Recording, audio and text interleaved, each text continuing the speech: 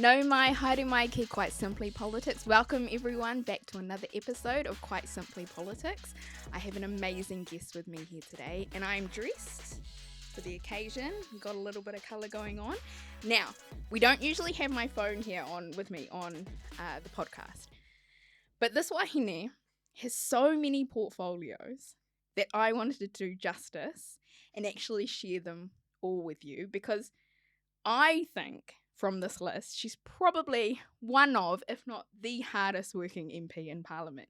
She has the portfolio for corrections, courts, defence, electoral reform, ethnic communities, foreign affairs, human rights, justice, overseas development aid, police, refugees, statistics, trade, and she's also a member of the Foreign Affairs Defence Trade Committee and also Privileges Committee. Please welcome to the podcast, Golriz. Welcome. Kia ora. Thank you so much for coming to visit us today and be on the podcast. It's an absolute joy to have you. Such a joy to be here. So how is that list working out for you? In my mind, because I can always say them. Oh, I can remember them. Yeah? And it's because they fit into sort of two broad groups, maybe three. So it's like the justice group, so justice, prisons, courts, police, and then the foreign global stuff, right. So defence, foreign affairs, humanitarian aid, human rights and refugees. But now there's statistics. Okay. And that's just that one that sits there. It actually, for me, it fits really well with human rights because it's about like data security, privacy, the way that different government bodies were using our stats to cut people off from their social welfare benefits or whatever else. So for, like, it's really clear in my mind, but it does seem like an outlier otherwise. Do you have a favourite? Because there's a lot there. Like today I did a big trade briefing and it's really funny that like trade also might seem like an outlier for people, but I love it. It's not my favourite, but I do just want to be like, shout out to when you have those random little interest portfolios. What do you like about trade? Tell me. So trade touches on everything. Oh, yeah. It's Te Tiriti o Waitangi. Right. It's women's rights, workers' rights, the climate crisis, everything, health, whatever.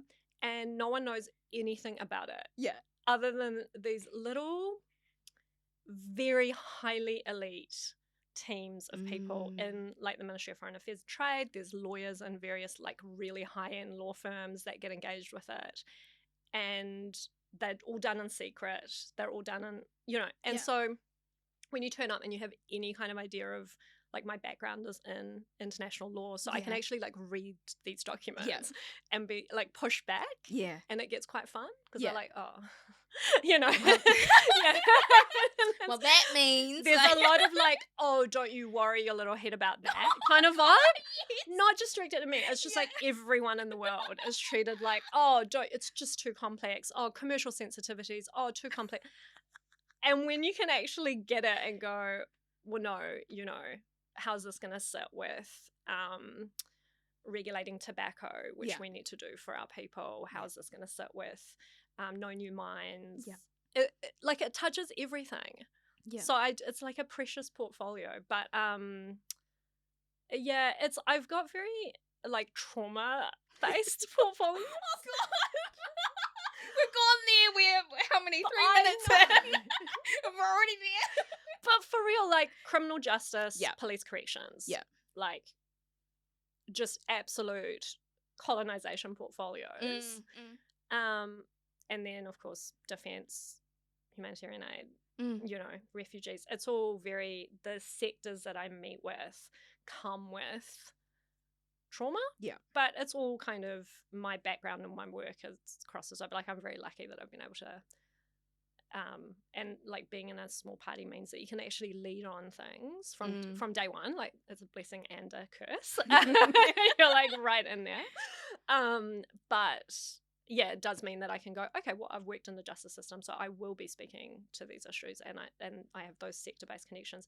But then when you speak to something like refugees, and it's like your actual experience, and defence too, like I've lived in a war, it's everyone that comes to you can like empathise with. Yeah. Great. It's the job of a representative. Yeah.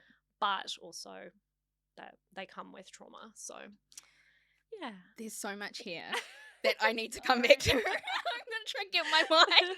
It's just the portfolio. Yeah. Okay, Yeah, so yeah.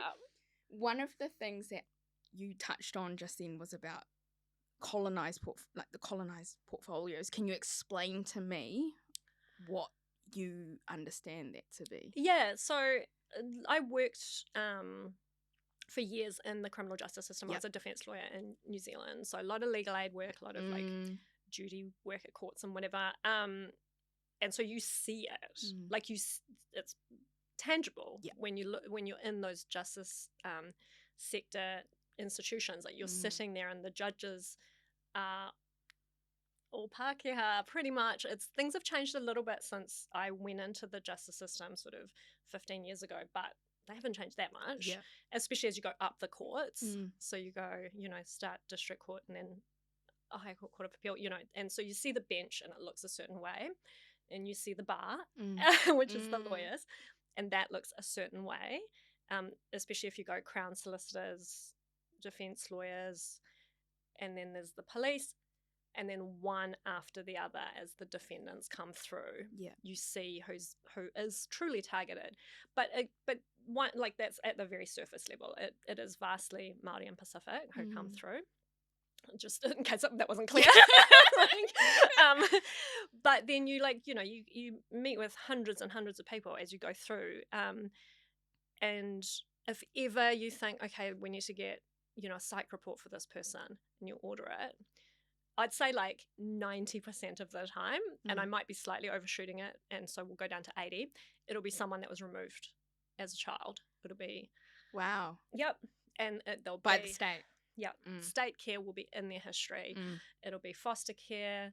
It'll be, all sorts of different types of state care. They would have come through the youth justice system probably. And then you have the mental health stuff that comes from that, because obviously if they've been taken into state care, there's been some kind of trauma at that level, and then now manifesting. Almost everyone in the justice system who works in defence knows this. You learn it in like day one. If you sit down with your client, you've just got their first papers and you haven't met them before, you will always say, here's your summary of facts, here's whatever, would you like me to read it out? Because almost no one can read and write.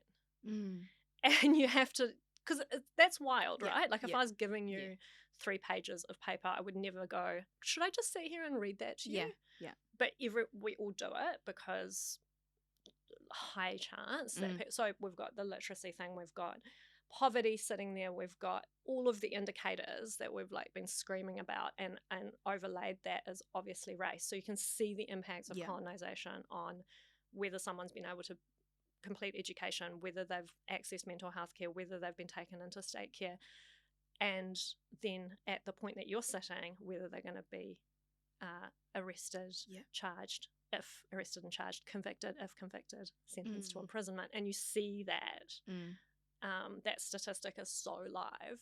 So when I talk to those portfolios, it's that's top of mind. They are colonization portfolios. Like they are the impacts of so over 50% of the prison population is Māori, and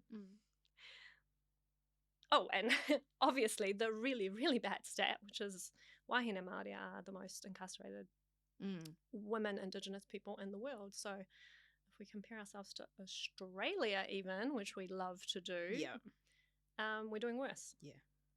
And so it's a kind of a gross ambulance at the bottom of the cliff, but also the stats are so clear that it should be like these should be like the easiest solutions almost. Should be a far different story. Because you just go, so we know what's happening, we need X, Y, and Z support, and we're like still fighting for even that recognition. So is there a point when you were working in that system that led you to go, I need to get in and do something and change? For sure. Like case by case is it, like it's probably in some ways I look back at it now and I'm like, okay, at least you got resolved. You got like some kind of closure. But it's still like people just keep coming back through, or the same type of case, or the same kind of whānau, or whatever. And so, yeah, after a while, you're like, okay, Yeah. someone needs to connect these dots. Yeah. So, yeah, for sure. What pushed you from that world into politics and then aligning with Green Party? What were the key drivers there? Yeah, so I had always been green. Like, Yeah. I'd sort of through uni and that, we had things like anti-war protests or whatever else, and it was always the Green MPs that would show up. Yeah. It was Keith Locke, who's, you know, one of my all-time faves. Shout out to Keith Locke. Shout out to Keith. Who I still have like a coffee and scone with once in a while. Amazing. He's awesome. Oh my god, he's so sharp. And his portfolios were those global ones, like the war and peace and whatever. So he would turn up, and it was, for me, as like a young Middle Eastern origin sort of refugee, relatively political, like woman of colour, it was like, I had no idea that a politician at that level in New Zealand would know anything about the Middle East. Do you know what I mean? Like, to me, it was like, whoa, seen in a very unexpected way. So that connected me with that movement. And then I went overseas to do my UN work and came back and was like, what is happening here? It was like the second, I think, term of the John Key government. And they were like, we're going to mine in the national reserves for coal, because that's normal. Like, it was seemed really weird. Like, New Zealand was just like so different, and like child poverty was the biggest conversation. And so I was like, all right, I'm gonna. And I think you come back as well, and when you've been in, so I'd been in quite a hyper, not necessarily political, but like an engaged setting where like everyone's doing something together. You know, I was in these UN courts, and you're like at some kind of, well, people pretend anyway, that you're like at this cutting edge of something, you know, you're like, oh, you're really dedicated. But New Zealand is apathetic. Yeah. And that's a beautiful luxury. It totally is. Absolutely, it's a luxury. If you can just disengage or whatever. I mean, obviously there are people who are disengaged because they're genuinely struggling. But Auckland, you know, in 2013, when I came back, was very property market, renovations, whatever. And, you know, my friends had like gone into the law or whatever. And it was like, oh, I need, we're the engaged people. So there was a little compulsion of like doing that. So I went back into the party and kind of ended up on the exec, and did that for that next election. And then the following election I ran for the first time. So that was the 2017 election. And then just very unexpectedly for me, if I'd thought about it in 2016 when I decided to run, I wouldn't have thought I would have gotten in. Yeah. But I did. Yeah. But that was a weird election. Yeah. Yes, absolutely. Now, one thing you said just before is that you said of a small party. Do you think Greens is small? We technically, I think, are a medium-sized party. Right? Yeah, and I think that's, I think sometimes we punch above our weight in the ways that matter, but we certainly, when I say small, it's like the amount of funding that we get, for example, and, you know, the way that government even categorizes us in terms of broadcasting, you know, like, so we, because I feel like in public minds, yourself and also ACT on the other side, you guys are not small parties anymore. Yeah, and that's like the beauty of MMP. I do really love that everyone here can, more or less everyone, can vote and know that their vote will somehow be counted, rather than that American style, like, you just win or lose. Isn't that awful? Absolutely crazy. Like mob rules politics.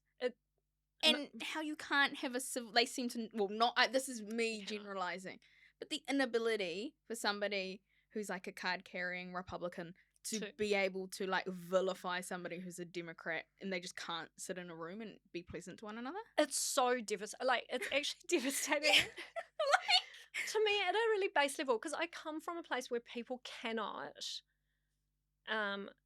like meaningfully vote or participate. Like, there is no option. It's like a one party, you will absolutely be tortured or killed if you oppose them situation. And people living in those like under those regimes absolutely do know Mm. what democracy is. Like Mm. they do know what their rights are and what that would look like. They do know that they're oppressed. So it's not like like you don't feel like that's fine. So like that level of oppression, and then you're like, we live in a democracy and people can't. Mm. Yeah, it does break my heart what's happening in America. It's just so I'm really, really grateful that we have an MMP Yeah. system where we are becoming, obviously, like people do keep talking about this, and it is true that we're becoming much more polarized as well. But at least there are political movements to some extent for people to go to.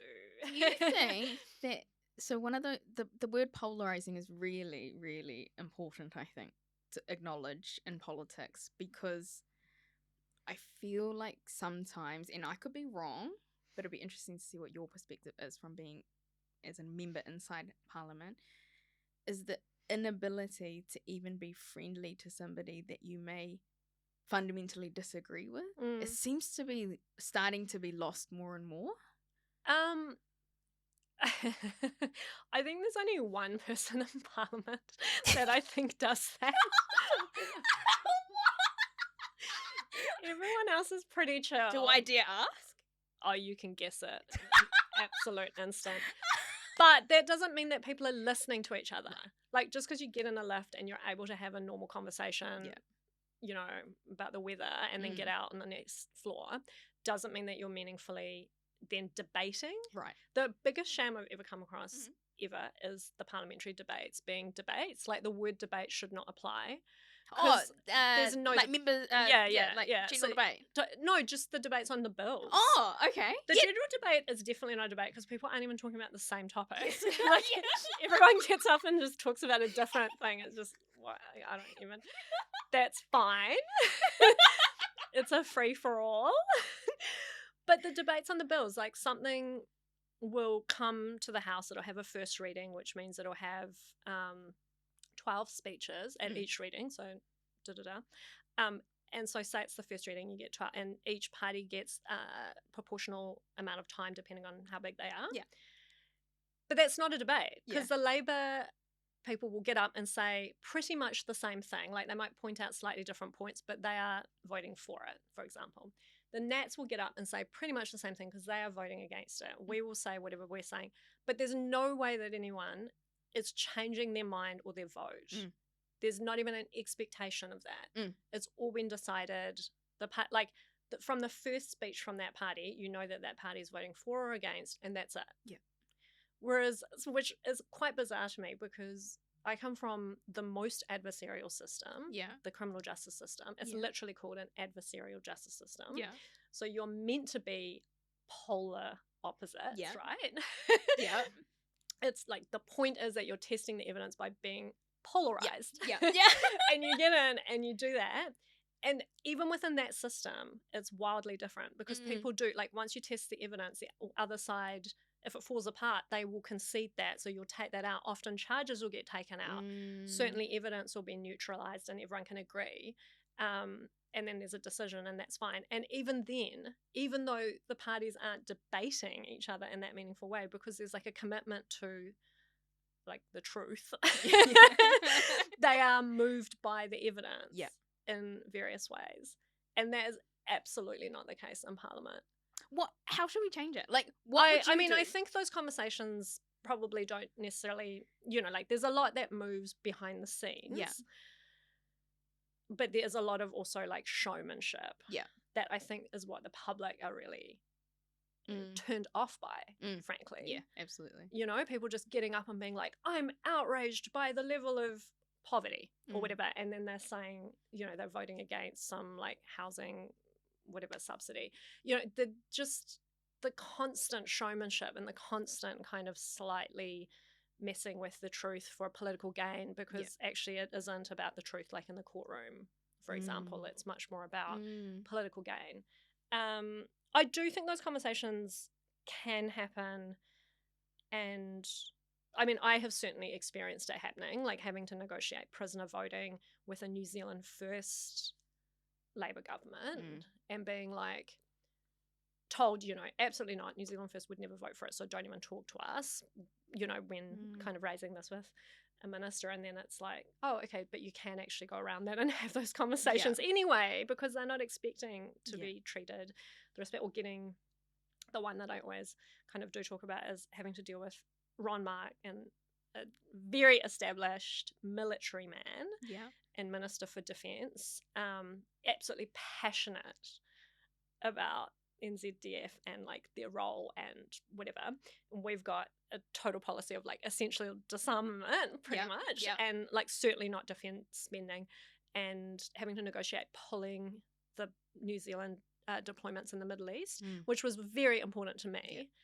And we did it. And then he also refocused, he did a whole new defence strategy, refocused the work of NZDF on combating climate crisis, and credited our conversations with bringing him to that point, and then actually jointly announced it with the Green Party. Oh, really? Yeah. And it was that thing of like just coming to the table and being like, but I'm gonna not come at you like you're my enemy. You're I mean, at that point, all I knew about him is that he's Māori and he's been in the military. And to me, that's like, okay, that you've got lived experience. Like there's something there for you that's not politics. Yeah. And I can talk to you as someone who's experienced war. Like I've experienced war in a different way. And we can, you know, like you're not coming at it from a place of this person is evil, which I think sometimes on the left of things we can do, especially when it's, you know, around some of those protest movements where you go, so it became quite interesting to have those conversations. And it turns out, you know, he was a child that went into state care, and the military sort of, in his mind, saved his life, because at 16 he could just get out of the hell that would have been state care into somewhere where there's like respect. And isn't that just mind-bogglingly disappointing that you have to go that way to avoid state care, because we know what that does. And his brother ended up in prison. So I mean, and he openly talks about that, but it's like that thing of actually wherever we've, you know, you kind of noticing the human aspects of politics sometimes does help those conversations, because at the end of the day we're all bringing often it's privilege, to be fair. It's not all often it's just absolute self-interest and privilege, and that's harder to get around. That was a good example. Okay. Can I touch on that for a moment? Because I did present before one of the select committees on the standing orders review. Oh my god. R.I.P. Absolute R.I.P. Okay, to be clear, I'm pretty sure that Golriz is saying, oh my god, because I'm a big geek. That was an absolute. Because that's the kind of stuff I spend my time doing. Correct. But the point being is that I said there. Oh my god, I'm so interested. What did you submit? In front of all of your parliamentary colleagues, and I said, do you truly believe that the work that you do is serving the public, or is it serving your own interests? Your colleague Jan Logie got straight in on that and asked me what I thought should be changing, how did I see it not representing grassroots, all of these kind of things. Then the question sort of turned to whether or not oh my god, so beautiful. Whether or not we should be less over like sort of photography in the house, because what happens if there's a photo of somebody doing something wrong in the house? And I thought, that is you serving your interest, not serving the public's interest. And it just turned into a very interesting roundabout conversation where I sort of got somewhere and then back to how it should serve itself.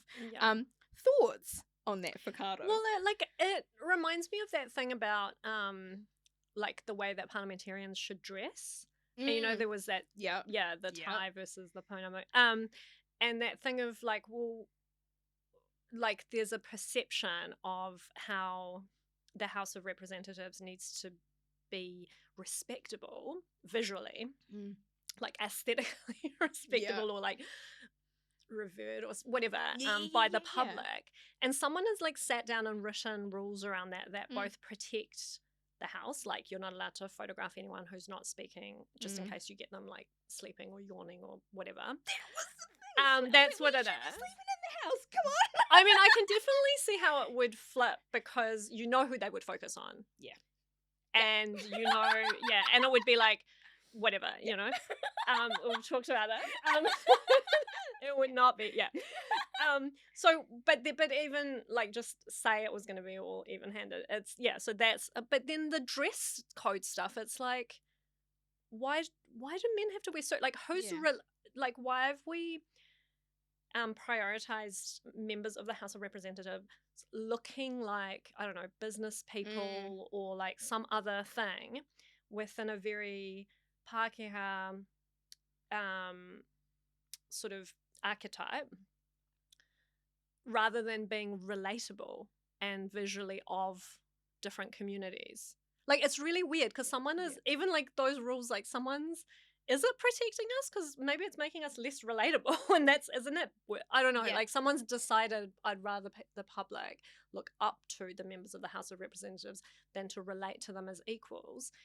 And I'm not even sure that's in our interest. Like, I'm not even sure that's good, but someone's decided that. Well, it's because once upon a time, there was only a certain type that was allowed to be in Parliament. Yeah, and it was like, you have to be reminded that we are here. Yeah. And the rest of you. Yeah. It's so weird. I mean, I never wear a suit in the house, and it's vastly different from women anyway. It's like the one thing we can control. I think. Yeah. It was, yeah. And again, in court, you have to wear a suit, everyone, you know, whatever. But, yeah, I can't, those rules are bizarre. It's very interesting, because I haven't seen any particular movement from when I submitted to now, which is pretty disappointing. Yeah, I'm just trying to think, was there any, anyway. And it comes down to me, the fundamental practice that Parliament's there to serve its people are not there to serve Parliament. And so it's a wild ride once you get in it and within the systems, to then go, oh, this is sort of exactly what's happening, and what can I do to change that? Do you know, the one thing that I think is the greatest protector of people in those positions of power is actually the lack of civics education. Like, if if people actually knew what we are meant to be doing, what our roles are, who, you know, what at local government and central government level, I just it like it it's really galling to me, because I did the Make It 16 campaign, and like that kept coming up as oh, well, you know, 16 and 17-year-olds don't know how government works, and you're like, how would an 18, 19, 50-year-old know? But also, whose problem is that if they don't know how? Oh my god, I'm about to get like, like, you can't withhold information from a group of people who have a right to vote and then use that resource that you have withheld to justify keeping them from their rights. But also, no one has had civics education. Absolutely. So what are we talking about here? Like, Absolutely. why would we magically know? How? That's what I always say. Like, my pathway into learning about politics was getting a job in the Beehive. Yeah.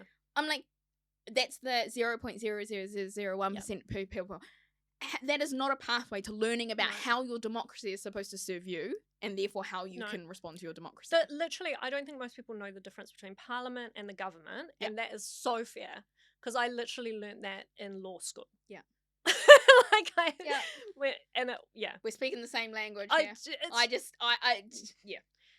I'm about to take over your podcast, so that's why I'm stopping myself from speaking. Honestly, it's mind-boggling. It's one of the biggest issues, and then like, I'm quite interested in all of these democracy issues. So like, putting that next to the fact that we don't have limits on political donations, and you're just, you know, like, we're kind of almost actively, because a lack of civics education is just, it has to be willful blindness. Like, it's so galling.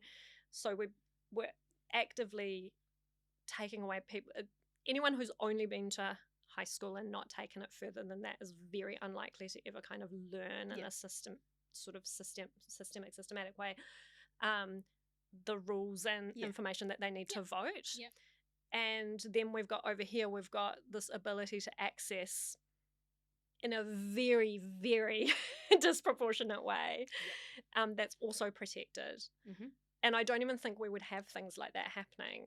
I don't think the donations rules would be the same. I don't think that the rules around like prisoners being banned from voting, the Māori role change thing that was such a fight, the 16 and 17-year-olds, all of that stuff wouldn't even be the case if we'd had civics education and people could actually look at the system and see the gaps. Not that that would be included in civics education, but that just having the basics would mean people would have a way higher awareness of what's going on. Absolutely. And how all of those things interact, and therefore what moves they can make at different places, spaces. Just like we constantly talk about like naming the decision maker, naming the cause of something being the case, because most people think the economy is like just this like tiny, it just like exists, or the climate crisis, or like housing crisis, or crime, that these things just exist and we can only,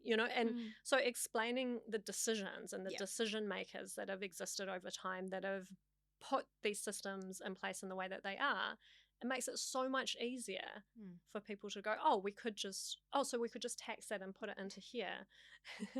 But like people don't know who's making those decisions because they don't, like, that's why people don't vote in local elections. Yeah. What does local government do? Everything. Yeah, absolutely. You're dead right. I got called out on another podcast like over local government, rightfully so. But it's like I should be. I'm acutely aware of what it does, and even I'm like, no. On the civics education piece, I'm a big believer it should be taught in schools, emphatically. I will just give you this tidbit of information. Yeah. I went to NZQA to say there's got to be some sort of like piece of education here that we can do. So I'd written a nano degree and I thought, we should get this micro-credentialed, something like this. Oh my God. I've got it exists. Put it into NZQA. They said to me, there's no proof that there's a market for this. So I said, okay, let me show you there's a market. Now, just doing it on my own platform. But that's the level. Why would education be? Like, it's like saying, I don't see where there's a market for maths. Like, but it's the point. Yeah.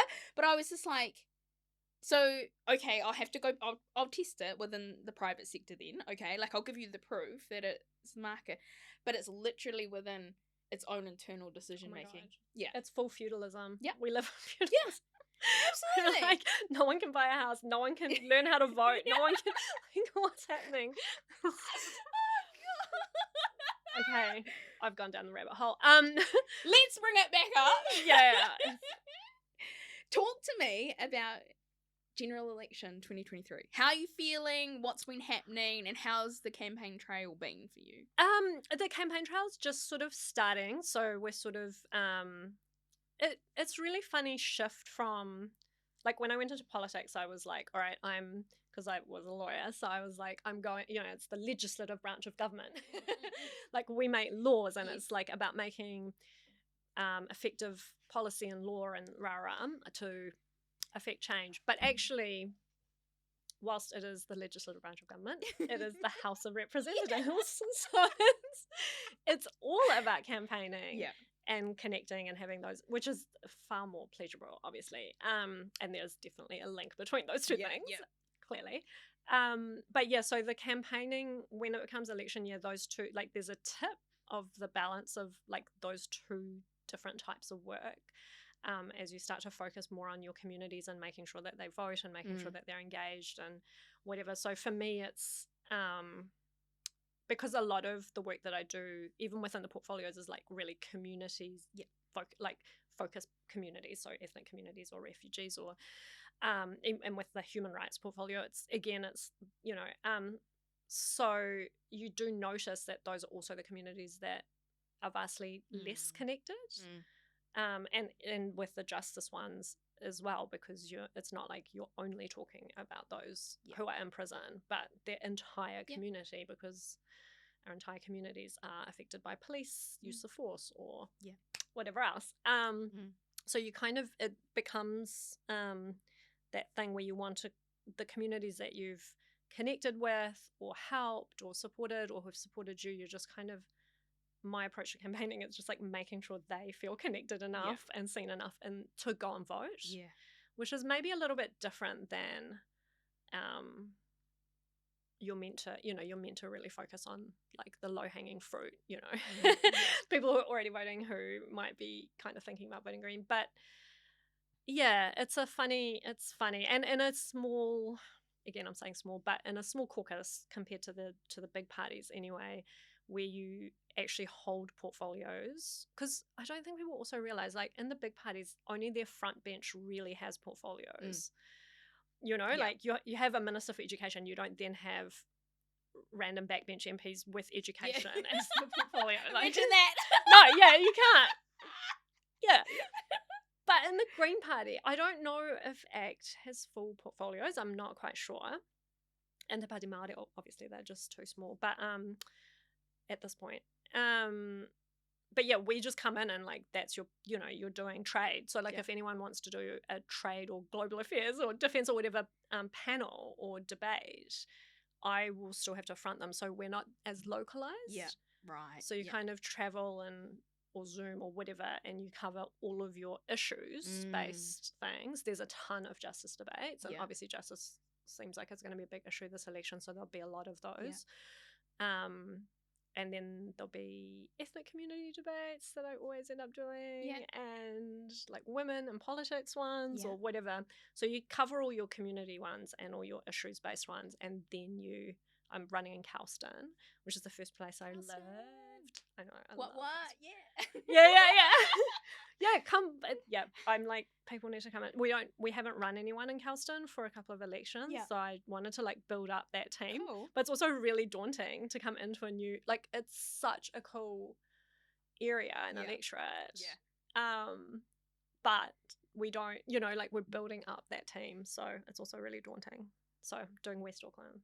That's a call for you guys. Make it 16. Come on. Show us some love. Absolutely. It's so fun campaigning in an election year if you're like, if you're just getting into politics. It's so, because you're just like surrounded by people who are bubbling. Like, just like. Do you have a memory from when you first campaigned that? Like, but I didn't get involved in an election year, so I was already like, I was the co-convener of Auckland Province. So how we have male and female leadership. It goes right down the party. Oh, so really? I was the female co-convener of Auckland Province.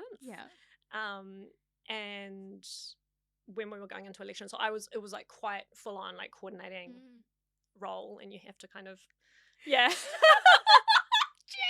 wasn't, I mean, there's lots of other people as well, but it's like we've got our AGM in Auckland this coming weekend, and I can remember the one that I was the co-convener of Auckland, and it was also in Auckland, and it was the 2014 election, and like I can just remember all the like people's dietary requirements and like you've got to get childcare and you've got to make sure there's like sign interpreters for the whole time, and you've got like all the things that are just a given, and you're like trying to organize. Shout out to you guys though with their sign stuff, like, because that is not even something that was in my like consciousness, because I wasn't even aware of it until I can't remember when, but I just remember I specifically remember, for me, my personal awareness coming from the Greens Party about it and why it needs to be there.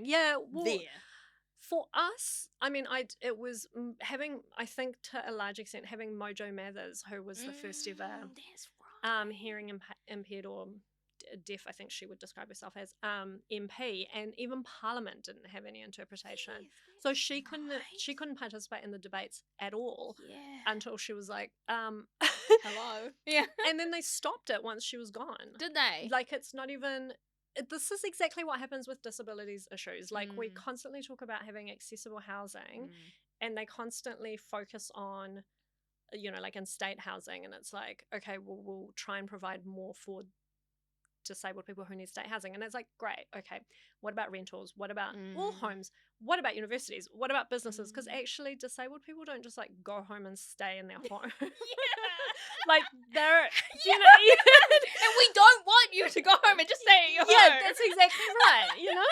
Like it's like, oh, well, can you see how they might want to go to uni? Yeah. 100%. And they might want to visit their friend. Like, can we just have standardized accessibility criteria for buildings? Yeah, absolutely. And it's the same with Mojo leaving and having the sign interpreter, because it's like, actually disabled people are sometimes not MPs, but they want to hear or they're entitled to participate in their democracy. Oh my God, it's such a nightmare. But even with COVID, when they did the first couple of COVID announcements, we had to be like, you need a sign interpreter. Yeah.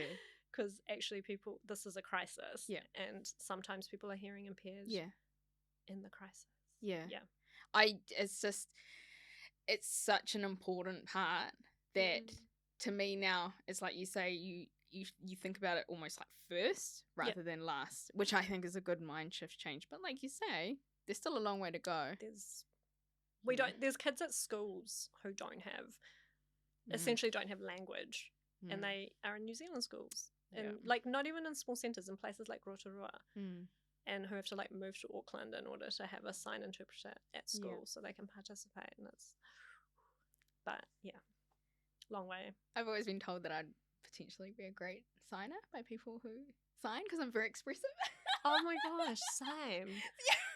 We should do it. My mum used to do Braille Really? Yeah, because she in Iran. Yeah. So in Farsi, I guess. Yeah. And although I wonder if it's standardized. Yeah, so she used to like I don't know, she worked in that for a little bit. It's amazing. It is. It's quite, but it's one of those things where we need representation in order to have it be front of mind for someone, rather than this weird consultation concept that we have, which doesn't work on anything. It doesn't work for fertility issues. It doesn't work for disabled. It doesn't work. You know, you actually have to have people on every issue telling you what their challenge is. But Absolutely. Now, one thing that you talked about before, and I'm not sure if you are comfortable talking about it or not, that is your upbringing in war. And one of the things I wanted to touch on about that was, do you find yourself potentially being pigeonholed by that experience within your political career, or not at all? Because that's why I'm hesitant to touch on it, because you much more than just that, but it is also, I feel like I don't do the podcast justice if I don't touch on it, because it's such an important point, right? Honestly, no one's ever asked me that before. No.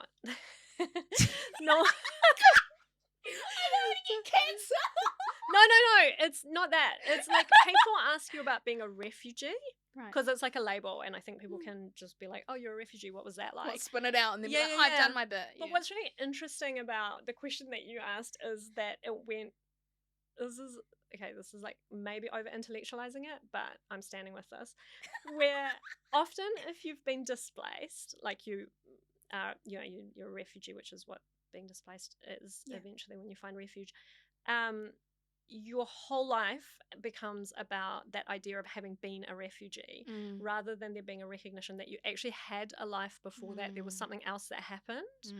And so it's really interesting that you went like before the refugee experience, and you're like, oh, you had like a childhood in war.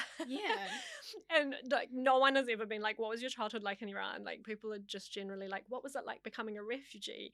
Which is maybe a way of asking that, but it's well, it's such a jarring thing, right? Yeah. And it definitely was something that it took me time to become comfortable in terms of that identity in politics. Not to use the term identity politics, which I hate. But the idea of like because I put in, I announced that I was a candidate, and someone figured out that I'd be the first ever refugee who'd become an MP in New Zealand. I'm comfortable with like the label of refugee. Like there are millions of people around the world who are currently refugees, and there's absolutely no shame or issue with the label. But the idea that you like tokenistically be the representative of this vast and incredibly diverse group of people, even in New Zealand, was very uncomfortable. Right. but by the same token, like the responses that came from that, which was the absolute deluge of hate and fear and whatever. Really? Yeah. Really? Yeah. Not surprising, honestly. People were just, it was just the racist sort of, it was just the full range of, you must be a terrorist because I'm from a Muslim background. It was very upsetting. Just why are we letting foreigners, and it was the whole full range of xenophobia, racism, Islamophobia, and just something else underlaid with misogyny, because and it would never be like women shouldn't be, or brown women shouldn't be in politics. It would be like brown people shouldn't like whatever. It would be like refugee terrorists shouldn't be in politics. But then they'd use misogynistic language at the end. There'd be a slur that told you that they also were saying it because you're a woman. But then there was also an absolute outpouring of like love from all sorts of communities, and like migrant communities, refugee communities, just people here who are like allies, but also everywhere else, because it was the Trump election had just happened. So it was like the same, it was like feeding a little bit into that, where people were like, oh my God, it's so great that, and that, whilst I was getting my head around it, all of this is like happening, but I kind of felt like, okay, there is merit in taking the platform, and if more of us do it, then, I have different thoughts now, kind of, because it's like really not safe, and I'm not entirely sure I'd like push anyone else into it. But I was like, all right, like you're just clearing a path. You can make it clear that we are a diverse group and this is just one person and but still take it and take the label and use it, because there is, even the hate shows that there is a need for this. But certainly with the people who are just like, I mean, it's equally heartbreaking, honestly, to see people feel good because there's one person. Like that's devastating as well. So it's a weird thing, but it's it started way before that, and refugee lives always do. So it's like, I was born into a very political family. They'd been in a revolution. There'd been a revolution right before I was born. For democracy and for, it was like an anti-imperialist, we want to get the oil resource back and want to solve inequality, like the, little socialists, ended up with an absolutely brutal, oppressive theocracy. So, like when I get sort of that hate and abuse about being Muslim, I would never respond to that by saying, well, I'm actually not, and I've actually escaped a government, because that's not the point. Would never say that, but that is what happened. And and actually standing with the Muslim community here as part of saying religious persecution is not okay in any way, no matter who it's coming from. But that's where I was born into that. But we still had birthday parties and pizza nights, and my parents had book clubs and whatever, but the political activism just made it really, really difficult. And that was, I think the war was almost like a backdrop to that stuff. Right. Because my mum's family lived in the war. So when we visited them, we got bombed. And it's so funny that people still did that. Like, hold on, can we just acknowledge that just for one moment? Like, how jarring is that as a concept?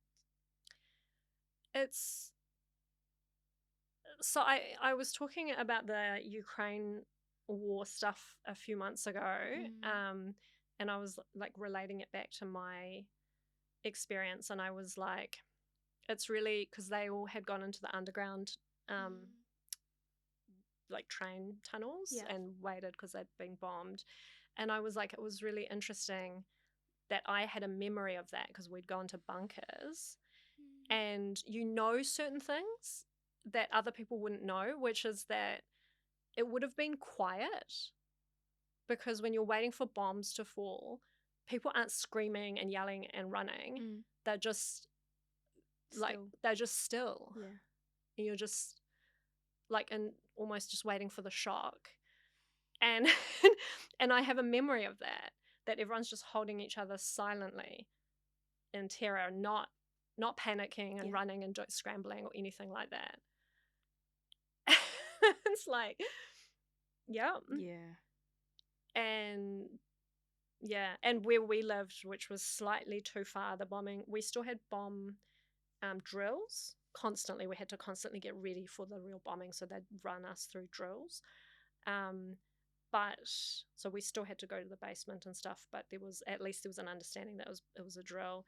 But what we got is people moved east, and so we got just just an absolute sea of amputees.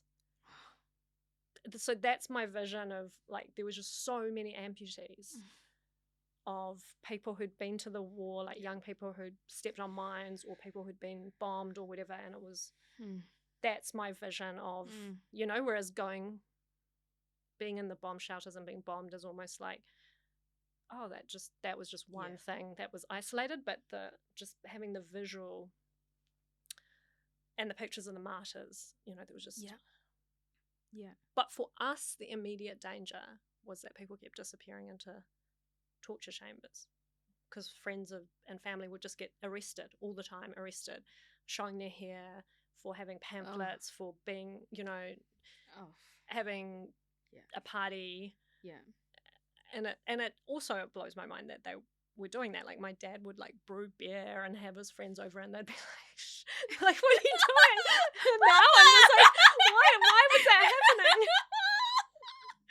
And they weren't used to it. They were just like, this is life. Like, obviously we're going to do this thing. And so they just kept living. And people would have weddings and serve alcohol, and then they'd all get arrested and lashed. And that was those two things were competing for sure. And of course, then we were getting sanctioned. These sanctions that the West always puts on entire nations, trade sanctions. So I'm always trying to explain that trade sanctions don't work to improve human rights. Right. Individualized sanctions do, like freezing the bank accounts of that leader might influence his decisions, but not trade sanctions. Especially not for an oil-rich nation who can just kind of do something else. But so everything became scarce. You had to have coupons and line up for food, and I was just Thank you for sharing that. It's because I feel very privileged that I've grown up never having experienced war. I can't even fathom that. So the fact that I sit across from you and I have empathy, but I cannot even put myself in that space. But then I feel very privileged because I was able to leave. Like, I can't even imagine, because my whole generation didn't. When I first met Behrouz Bouchani, who was the Iranian refugee who came off Manus Island to here, and I think he's like a year or two younger than I am. And he's Kurdish, and he was writing about Kurdish rights and indigenous people who have obviously constantly faced colonization and erasure, and he's really interested in his, and my mum's Kurdish, so we have sort of this connection. But when he came out and we were talking, and he said, what they call our generation, they call us the scorched generation. Okay. Because we just, it's like black, like it's that color of black, and it's because we're the first generation that has no memory of freedom. Like, we were born after, like, the immediate after the revolution generation, because like the parents, they had a relatively normal life, which is why they kept brewing beer and stuff.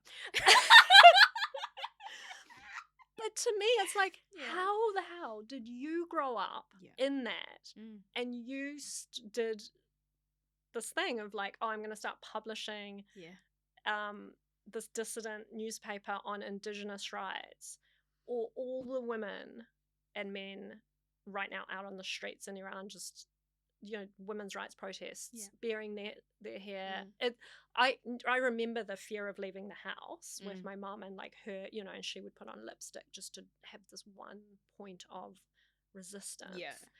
And feminism looks different over there, it looks like a colourful sexualized woman It's not the opposite. But like, how did they do it? And they're doing it still. Yeah. I got to leave, you know, like first 9 years, yep. A lot of stress and anxiety. Yeah.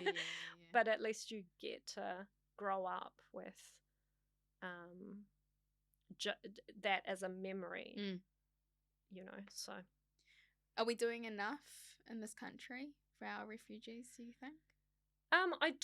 Well, New Zealand has a per capita refugee intake that's far below Australia. Okay. Even. Okay. So just to compare ourselves back to Australia. Yes, I like this. It's good. It gives me good colours to be able to compare. It's like if they suck on Indigenous rights, well, talk to the Māori women. They suck on refugees. Let's see. Yeah. So we don't yet torture refugees on prison islands like they do. I don't like that you said yet, but yeah. Okay. Well, we have... I'm getting to that. Currently in front of the House is what's called the Mass Arrivals Detention Bill, which is the first time that I can think of where the idea of mass arrivals and the need for detention of potential like boat people has been brought up in an election year. Yeah. But the previous Immigration Minister, Michael Wood, was insistent that this is a pressing problem and we need law to detain sea arrival asylum seekers for at least a month without charge or trial. It's passed its first reading and it just had its select committee process where 311 people submitted, 5 in favour, everyone else opposed, including Amnesty International, World Vision, all the churches, Community Law Centre, the Red Cross, the Human Rights Commission, and the UNHCR, the High Commission for Refugees regional head in Canberra, wrote in quite alarmed. All of them are alarmed. But yeah, so I hope that now with the change of minister that we won't go ahead. But we're not immune, eh? Well, I mean, contextually, this is probably one of the biggest challenges with having an outright majority in the House. Oh my God. Because, you know, we're supposed to have moderating factors that allow things like this to hopefully be moderated and or stopped. Yeah, so that's exactly right. And it's that thing of when National brought it up, and the Nats actually brought this up in the House when this bill came through. They were like, weren't you guys sitting over there screaming at us when we brought this similar concept, you know, and what's happening now? And it's like, yeah, well, actually, if there's a risk that people lose their connection to their kaupapa when they're in power, then we need MMP to balance that out. So, yeah. I feel like as a just rule of law, taking somebody, detaining them for a month cannot be... Without charge or trial? Yeah, just cannot be. For nothing? Yeah. I mean, honestly, in this country, you can be caught like smoking guns, standing over a dead body, charged with murder, and you still have a right to appear before a judicial officer the next day to determine the need for your continued detention. Yeah, that's right. Yeah. It's your right. The Christchurch terrorist had that right, rightly so. But we're saying the community who were his victim community, essentially, let's face it, will not have that same right for at least a month. And for what reason? Protection of the state? Yeah. I don't. Yeah. So deterrence, and we know we can't deter people who are willing to get on a boat in the middle of nowhere. Like there's something really bad happening for those people, so we probably can't deter them anyway. Australia has actually taught us that, hopefully. It's like the one thing that comes out of that. Yeah. Or this kind of idea that, we need to, we don't know who they are. And, when you point to something like Ukraine, and it's like Europe is dealing with millions of people who they don't know crossing the border, and no one has ever said anything other than, okay, what's the coordinated humanitarian response? How much medical stuff do you need? Do we need public transport passes? Okay, the kids need to go to school. Let's coordinate that. That's the only response. And we're talking about millions of people when the Taliban came to power in Afghanistan, we had, hundreds of thousands of people cross into Pakistan. Same response. Nobody is passing law to detain anybody in that way other than Australia, the UK under this regime, and now us. So, and we're talking about like 30 people is what the bill is talking about as a mass arrival. Yeah. It's like we're passing legislation to degrade our laws beyond what we would allow for the worst criminals in our country, instead of being like, hey, do we need to have like a emergency medical plan just in case it happens? Like, that's the kind of question we need to be asking. And it's also, if someone's coming here, like, we're going to know about it for like a long time because it's going to be real slow. It's not in, like, no, the borders are pretty clear. No one has ever even remotely come close. It's not happening. Oh my god. So the danger for me is the rhetoric in election year, like just bringing that up and making those communities feel less than, but also putting them in danger. Because who are you triggering when you talk about mass boat arrivals? So if you could leave our listeners with a message in an election year, what would be that key message? Okay, well, if I've got one key message. No, you can have several. You are a politician. You're allowed to answer the question any way that you'd like. Yeah. We talk a lot about naming, as I've said, naming the actors that have made the decisions that have led us to here. So I think if we can just know that the reason democracy is precious, we have democracy here and it is precious. It is that we can change the systems. Democracy is the mechanism by which we change the big picture systems, whether it's eradicating poverty. Like, we're a rich nation. We can actually eradicate poverty. There is absolutely enough here for everyone to have a minimum guaranteed income that is livable. That's been our first plan, and it came with taxing the 0.7% of the top for everyone to have a livable minimum guaranteed income. But it's kind of, not to get into the details, but everything that we've set up has been set up by people protecting their own interests, and we can change that. So vote. 100%. So absolutely engage with it and vote. None of those things, whether it's crime, whether it's the economy, whether it's housing or the healthcare system, or having sign language interpreters at a crisis announcement, are set in stone. No. Everything is serving the interests of someone. Everything is identity politics. And the minute everyone votes, you'll see the systems change to serve the interests of the many. Would you like to give a second message? Second message is that refugees have birthday parties and they drink beer and brew beer and they create art. I can't wait. They're not one person. So one of our final things that we always do with every one of our guests is do the bowl of bravery. So the bowl of bravery is questions that my kaimahi have put together. Some of them are odd. Okay. We have not yet had somebody pull a partai and not answer it. Oh my god. That is... Why would anyone not answer it? Well, we like to extend the option of not, we do value freedom to make decisions for ourselves. But would you like to have a go? Have a go in the bowl? Yeah, okay. That one seems to be having a big moment. Okay. Right. So I'm not placing any of them. Okay. I feel a lot of pressure because there's green ones, but I'm going to pick a purple. She was like coming towards me anyway. Oh, okay. Which do you listen to the most, your heart or your brain? Oh, I love this question. I'm pretty instinctive. Yeah.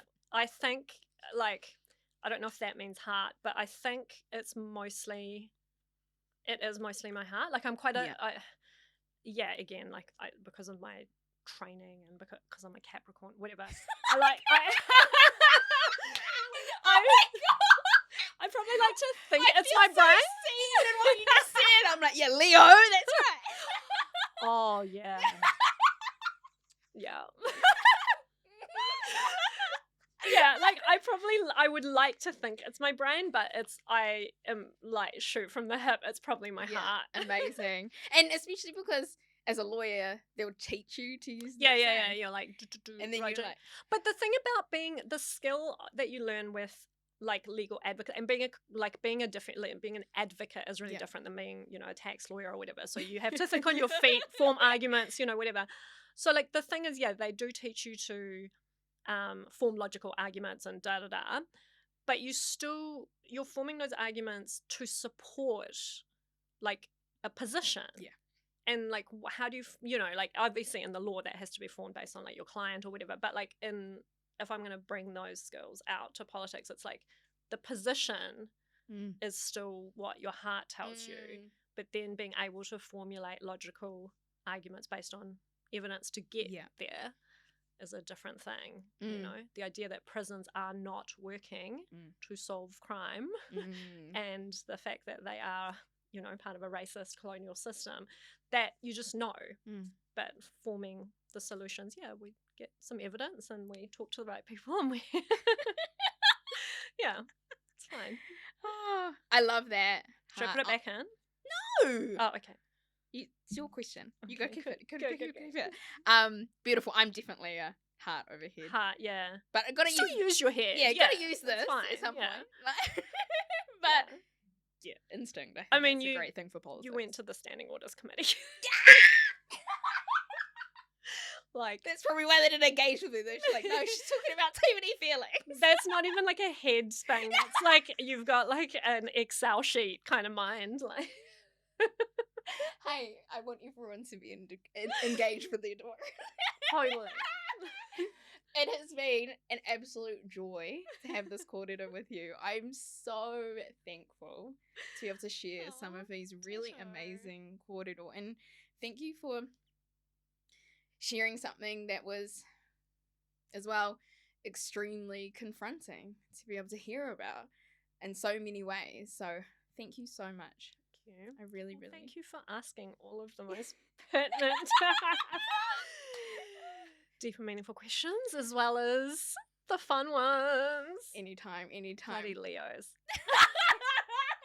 And on that note, everyone, that is the end of this episode of Quite Simply Politics. Make sure that you like and subscribe, share this with everyone, and obviously we'll see you on our next one coming next week. Ka kite!